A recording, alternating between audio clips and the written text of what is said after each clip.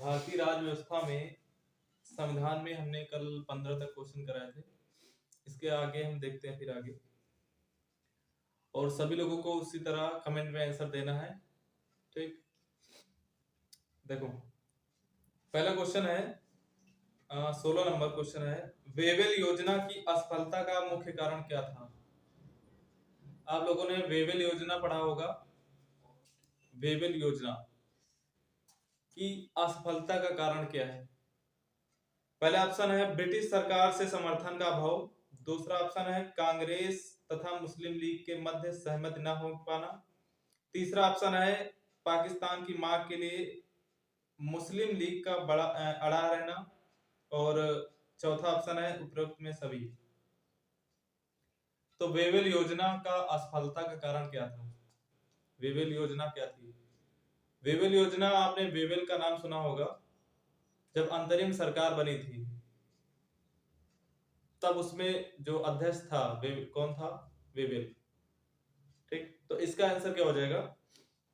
Wavell योजना का जो असफलता का कारण इसमें था कांग्रेस तथा मुस्लिम लीग के मध्य सहमत न हो पाना। जो वेवेल योजना असफल हो गई थी इसका कारण ये था कि जो कांग्रेस थी और मुस्लिम लीग थी इसमें सहमत नहीं हो पाई थी, सहमत नहीं बन पाई थी। इसलिए इसका मुख्य कारण क्या था? कांग्रेस और मुस्लिम लीग के मध्य सहमत ना हो पाना। ठीक, तो इसका आंसर सही हो जाएगा बी ऑप्शन।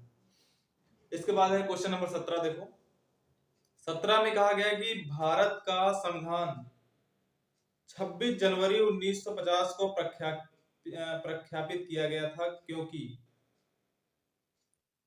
भारत का संविधान 26 जनवरी 1950 को प्रख्यापित किया गया था क्योंकि पहला ऑप्शन है वह एक शुभ दिन था। दूसरा ऑप्शन है संविधान को रूप देने वालों की यह इच्छा थी। ठीक, तीसरा ऑप्शन है अंग्रेज इस तारीख से पहले भारत छोड़ने को तैयार नहीं थे। और चौथा ऑप्शन है इस दिन को 1929 से स्वतंत्रता दिवस के रूप में मनाया गया जाता है। तो आपको ये बताना है कि जो 26 जनवरी 1950 को ही संविधान लागू क्यों किया गया था।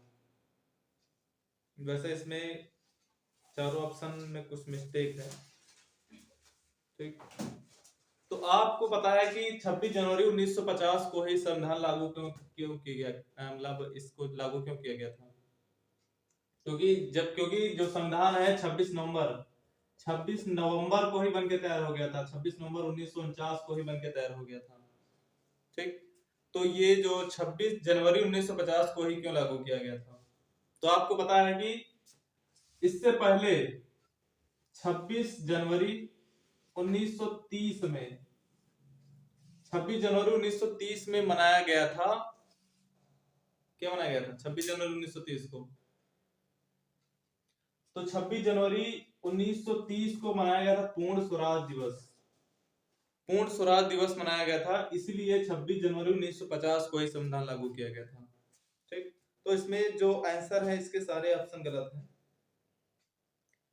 ठीक, इसमें सारे ऑप्शन गलत हैं। अगला क्वेश्चन देखो, संविधान के निर्माण में निम्न में से कौन सा दल शामिल नहीं था? जब संविधान निर्माण किया जाता था कई सारे दल मिलके बनाया गया था इसको संविधान, कई सारी दलों की सहमत से। तो पहला ऑप्शन इसमें है भारतीय राष्ट्रीय कांग्रेस, इसमें नहीं था कि था। अगला है मुस्लिम लीग, तीसरा है साम्यवादी दल और चौथा है हिंदू महासभा। तो जब संविधान बना था इसमें कई सारे दल, जैसे कांग्रेस था, मुस्लिम लीग था, तो इसमें कौन सा दल नहीं शामिल था? इसमें कौन सा दल शामिल नहीं था? ऑप्शन है भारतीय राष्ट्रीय कांग्रेस, मुस्लिम लीग, साम्यवादी दल और चौथा है हिंदू महासभा। तो जो हिंदू महासभा है, हिंदू महासभा ये जो दल है ये शामिल नहीं था। इसका कोई योगदान नहीं है संविधान निर्माण में। ठीक, तो ऑप्शन क्या होगा? डी। इसके बाद देखो क्वेश्चन नंबर 19 में कहा गया कि निम्न में से कौन सा दल भारतीय संविधान से संबंधित नहीं था? तो अभी हमने बताया है, इसके ऑप्शन बता दे। पहला ऑप्शन है अनुसूचित जाति संघ, दूसरा है हिंदू महासभा, चौथा है कम्युनिस्ट पार्टी और चौथा है उपरोक्त सभी। तो इसमें क्या कहा गया है? भारतीय संविधान सभा से संबंधित नहीं है। तो अभी हमने बताया है कि हिंदू महासभा का कोई योगदान नहीं था संविधान निर्माण में। ठीक, हिंदू महासभा का कोई भी योगदान नहीं है संविधान निर्माण में। इसके बाद अगला क्वेश्चन है, हमारे देश का संवैधानिक नाम है। हमारे देश का संवैधानिक नाम क्या है?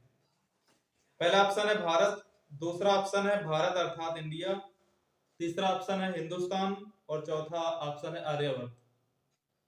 तो जो हमारे देश का संवैधानिक नाम क्या है? तो हमने बताया था कि जो भारत में संविधान में भारत का नाम है वो है भारत अर्थात इंडिया। संविधान में दोनों नाम है, इंग्लिश में क्या लिखा है? India that is Bharat. क्योंकि अभी बीच में एक कानून ला रहे थे जिसमें कहा गया था कि इंडिया शब्द हटा दिया जाए, लेकिन सुप्रीम कोर्ट ने क्या किया? सुप्रीम कोर्ट को तो पता ही है कि संविधान में क्या क्या लिखा है। संविधान में भारत का नाम भारत और इंडिया दोनों लिखा है, इसलिए ये कानून वापस हो गया था, खारिज कर दिया गया था। ठीक, इसके बाद देखो अगला क्वेश्चन है। अगला क्वेश्चन है, स्वतंत्र भारत के प्रथम कानून मंत्री कौन थे? स्वतंत्र भारत के प्रथम कानून मंत्री। तो पहला ऑप्शन इसमें है जवाहरलाल नेहरू, दूसरा ऑप्शन है वल्लभ भाई पटेल, तीसरा है मौलाना अबुल कलाम आजाद और चौथा है डॉक्टर बी आर अम्बेडकर। स्वतंत्र भारत के प्रथम कानून मंत्री, स्वतंत्र भारत के प्रथम कानून मंत्री कौन थे? सबको पता है कानून मंत्री सबसे पहले कौन बनाए गए थे? जिसको संविधान का पिता कहा जाता है। ठीक, तो स्वतंत्र भारत के जो कानून मंत्री थे डॉक्टर बी आर अम्बेडकर। ठीक, तो इसका आंसर हो जाएगा डी। चौथा है सर्वोच्च न्यायालय। अगला क्वेश्चन है, सर्वोच्च न्यायालय ने किस मुकदमे में यह बनाए रखा कि प्रस्तावना संविधान का भाग नहीं है? एक ये क्वेश्चन ज्यादातर जैसे यूपीएसआई हो गया, ऐसे बड़े बड़े एग्जामों में आता है ये। ठीक, ये क्वेश्चन पूछा जाता है उसमें, यूपीएसआई में हो गया, बड़े या रेलवे टेक्निकल अच्छे पेपरों में पूछा जाता है। जैसे क्वेश्चन क्या है, सर्वोच्च न्यायालय ने किस मुकदमे में यह बनाए रखने की प्रस्तावना संविधान का भाग नहीं है? किस कानून में कहा था या किस मुकदमे में कहा था कि प्रस्तावना संविधान का भाग नहीं है? ऑप्शन है बेरूबारी मुकदमा, दूसरा है गोलकनाथ मुकदमा, तीसरा है केशवानंद भारती मुकदमा और चौथा है उपरोक्त किसी में भी नहीं। किसमें कहा गया था? तो एक हुआ था बेरूबारी मुकदमा। बेरूबारी मुकदमे में ये बताया गया है कि जो प्रस्तावना है संविधान का भाग नहीं है। ठीक, प्रस्तावना संविधान का भाग नहीं है, ये एक ही मुकदमा बताता है, बेरूबारी मुकदमा। अगला क्वेश्चन है गीत जनगण मन को भारत के राष्ट्रगान के रूप में किस वर्ष स्वीकृत किया गया था? जनगण मन, जो गीत है जनगण मन,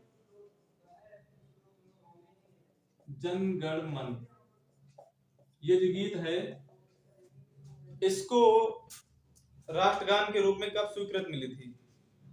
तो इसका पहला ऑप्शन है 1947 में, 1900 अगला है 1949 में, अगला है 1950 में, 1951 में। ठीक, तो ये जो जनगण मन है इसको कब अपनाया गया था, ये स्वीकृत मिली थी? ऑप्शन 1947, 1949, 1950 और 1951। तो ये जो जनगण मन है इसको अपनाया गया था 1950 में। ठीक, 1950 में। ऑप्शन इसमें सी आंसर सही होगा। इसके बाद है क्वेश्चन अगला, भारत का अंतिम अंग्रेज वायसराय कौन था? भारत का अंतिम अंग्रेज वायसराय, तो इसमें पहला ऑप्शन है लॉर्ड कर्जन, दूसरा लॉर्ड वेवेल, तीसरा लॉर्ड माउंटबेटन और चौथा ऑप्शन है लॉर्ड इरविन। भारत का अंतिम वायसराय, अंग्रेज वायसराय बताना, अंग्रेज। भारत का अंतिम अंग्रेज वायसराय। तो भारत का जो अंतिम वायसराय है, अंग्रेज वायसराय, उसका नाम क्या है? Lord Mountbatten. Mountbatten, Lord Mountbatten. Bharat का अंतिम अंग्रेज वायसराय कौन था? Lord Mountbatten. ठीक। और पूछा जाए भारतीय कौन था, अंतिम भारतीय वायसराय, तो सी राजगोपालाचारी। और अंतिम गवर्नर जनरल भी कहते हैं इसको। ठीक। अंतिम वायसराय कौन था पूछा जाए भारतीय, तो सी राजगोपालाचारी। अंग्रेज कौन था? तो लॉर्ड माउंटबेटन थे। ठीक। अगला क्वेश्चन देखो, स्वतंत्रता प्राप्ति के पश्चात भारतीय राष्ट्रीय कांग्रेस का पहली बार विभाजन कब हुआ था? स्वतंत्रता प्राप्ति के बाद भारतीय राष्ट्रीय कांग्रेस का विभाजन कब हुआ था? तो पहला ऑप्शन है 1969 में, 1956 में, 1971 में और 1973 में। तो जो ये कांग्रेस का विभाजन हुआ था, 2 बार हुआ है कांग्रेस का विभाजन। ठीक। कांग्रेस का विभाजन कब हुआ था? 2 बार हुआ है। तो आपको बताना इसमें आंसर। पहला ऑप्शन क्या बताया? 1969, 1956, 1971, 1973। ठीक। तो इसमें आंसर क्या हो जाएगा? 1969। 1969, 1969 में ये अंतिम बार इसमें क्या हुआ था? विभाजन हुआ था। मतलब स्वतंत्रता के बाद, स्वतंत्रता के बाद क्या हुआ था? अंतिम विभाजन हुआ था। अगला क्वेश्चन देखो,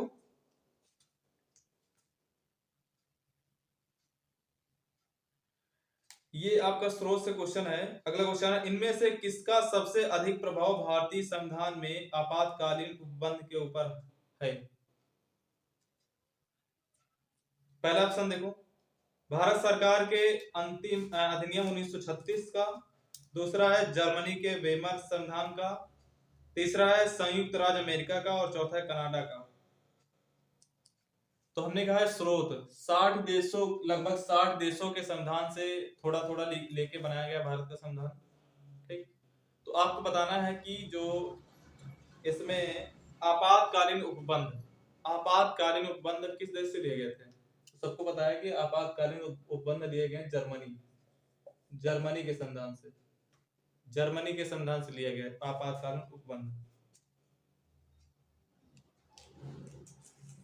इसके बाद अगला क्वेश्चन है, संविधान की प्रारूप समिति के समक्ष प्रस्तावना को कितने या क्या लिखा है इसमें, प्रस्तावना को कितने प्रस्तावित किया था? ये किसने प्रस्तावित किया था? कितने लिखा है इसमें? संविधान की प्रारूप समिति के समक्ष प्रस्तावना को किसने प्रस्तावित किया था? पहला ऑप्शन है बी आर अम्बेडकर, दूसरा है बी एन राव, तीसरा है महात्मा गांधी और चौथा है जवाहरलाल नेहरू। तो प्रस्तावना को किसने प्रस्तावित किया था? तो आंसर क्या हो जाएगा इसमें? जवाहरलाल नेहरू, जेएल नेहरू। जवाहरलाल नेहरू ने इसको प्रस्तावित किया था, प्रस्तावना को। इससे पहले इसको क्या कहते थे? उद्देशिका। देखो अगला क्वेश्चन है,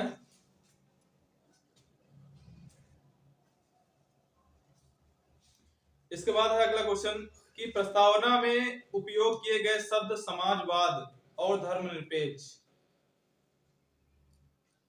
इसमें कहा गया है कि प्रस्तावना में उपयोग किए गए शब्द समाजवाद और धर्मनिरपेक्ष को बताना है। कि पहला ऑप्शन है मूल प्रस्तावना के भाग थे। दूसरा ऑप्शन है 29वें संविधान संशोधन द्वारा जोड़े गए थे। इसके बाद है तीसरा ऑप्शन 42वें संविधान संशोधन द्वारा जोड़े गए या 44वें। ये जो शब्द है समाजवाद और धर्मनिरपेक्ष, समाजवाद, धर्मनिरपेक्ष, एक शब्द और होता है अखंडता। इन सभी शब्दों को कब जोड़ा गया था? तो एक संविधान संशोधन हुआ था, 42वां संविधान संशोधन। 42वां संविधान संशोधन हुआ था। 42वां संविधान संशोधन हुआ था 1942 में। इसी में समाजवाद और धर्मनिरपेक्ष अखंडता शब्द जोड़े गए थे, 3 शब्द। और इसी को संविधान का मिनी कॉन्स्टिट्यूशन कहते हैं। इसी को संविधान का मिनी कॉन्स्टिट्यूशन कहते हैं, 42वें संविधान संशोधन को। ठीक, अगला क्वेश्चन देखो। इसके बाद अगला क्वेश्चन है, संविधान के उद्देश्य में या उद्देशिका में क्या वर्णित है? संविधान के उद्देशिका में क्या वर्णित है? तो हमने बताया उद्देशिका मतलब प्रस्तावना। प्रस्तावना को पहले किस रूप में प्रस्तुत किया गया था? उद्देशिका में। तो बताना है कि संविधान के उद्देशिका में क्या वर्णित है। पहला शब्द है, पहला ऑप्शन है समाजवादी धर्मनिरपेक्ष लोकतांत्रिक गणराज्य। दूसरा ऑप्शन है समाजवादी पंथ निरपेक्ष लोकतंत्रात्मक गणराज्य। तीसरा ऑप्शन है प्रभु संपन्न धर्मनिरपेक्ष गणराज्य। और चौथा ऑप्शन है इनमें से कोई नहीं। ठीक, तो प्रस्तावना में जो शब्द जोड़े गए थे, प्रस्तावना में कौन कौन से शब्द हैं? प्रस्तावना में, तो जो प्रस्तावना में शब्द है उसका नाम है, पहला है समाजवादी। पहला ऑप्शन क्या है इसमें? जो दूसरा ऑप्शन सही वही सही है आपका, समाजवादी पंथ निरपेक्ष लोकतंत्रात्मक गणराज्य। ठीक, इसमें आंसर हो जाएगा आपका बी। बी ऑप्शन सही है, समाजवादी पंथ निरपेक्ष लोकतंत्रात्मक गणराज्य। ये शब्द है प्रस्तावना में। इसके बाद देखो अगला क्वेश्चन,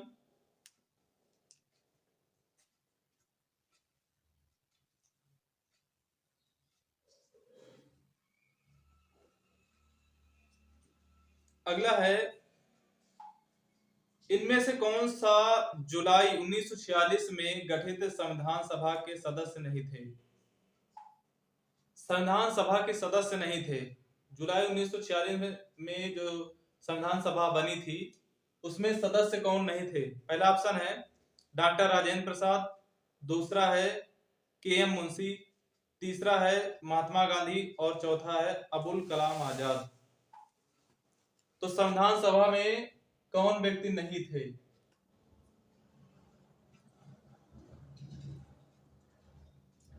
तो एक शब्द आता है महात्मा गांधी। महात्मा गांधी, महात्मा गांधी का संविधान निर्माण में कोई योगदान नहीं है। ठीक, महात्मा गांधी का संविधान निर्माण में कोई योगदान नहीं है। तो इनका अगर संविधान से संबंधित कोई भी शब्द आता है तो इनको कभी नहीं यूज करना उसमें। एक हिंदू महासभा का कोई काम नहीं है संविधान निर्माण में, एक इनका कोई काम नहीं है संविधान निर्माण में। ठीक, अगला क्वेश्चन देखो। अगला क्वेश्चन है, भारत की संविधान सभा के अस्थायी सभापति थे। भारत की संविधान सभा के अस्थायी सभापति, पहला ऑप्शन है श्री सच्चिदानंद। दूसरा ऑप्शन है डॉक्टर राजेंद्र प्रसाद। तीसरा ऑप्शन है बी आर अम्बेडकर। और चौथा ऑप्शन है पंडित जवाहरलाल नेहरू। तो संविधान सभा में अस्थायी, तो सबको पता है कि जब सबसे पहले संविधान सभा बनी थी तो पहले अस्थायी बनाया गया था, क्योंकि सबसे वृद्ध आदमी कौन था? सबसे वृद्ध आदमी तो श्री सच्चिदानंद सिन्हा, इनको बनाया गया था। उसके बाद इनको हटा के इनके जगह पे एक स्थायी सदस्य बना दिए गए थे। इनका नाम था डॉक्टर राजेंद्र प्रसाद। डॉक्टर राजेंद्र प्रसाद को स्थायी सदस्य अध्यक्ष बना दिया गया था। ठीक, अगला क्वेश्चन है,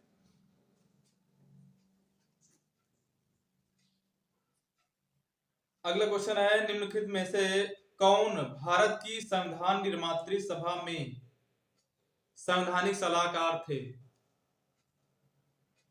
संविधान निर्मात्री सभा में संवैधानिक सलाहकार कौन थे? पहला ऑप्शन है एमसी सीतलवाड़।